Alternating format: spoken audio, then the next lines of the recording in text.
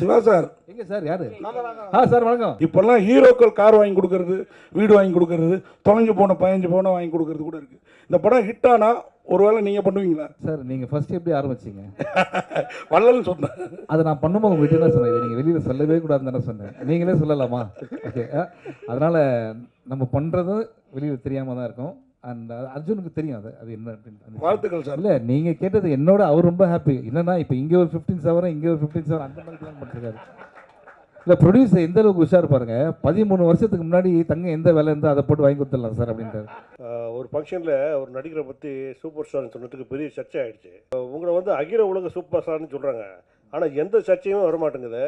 இதுக்கு என்ன காரணம் சார்? நீங்கள் ஏதாவது தாஜா கஜா பண்ணி வச்சுருக்கீங்களா? இல்லை இந்த சர்ச்சை வரலன்ட்டு வருத்தப்படுறீங்களா? ஆமாம், வருத்தப்படுறேன். சர்ச்சை வரலன்னு சொல்லிட்டு வருத்தப்படுறேன். இல்லை சார், நீங்கள் வருத்தப்படவே வேணாம். நான் ஆல்ரெடி சொன்ன மாதிரி தான் சூப்பர் ஸ்டார் அப்படின்றது வந்து தமிழ்நாடு, இந்தியா, அதான் நம்ம இந்த எர்த்து கேலக்ஸி அந்த அந்த பிளாக் ஹோல் அந்த மாதிரி போயிட்டோம் நம்ம.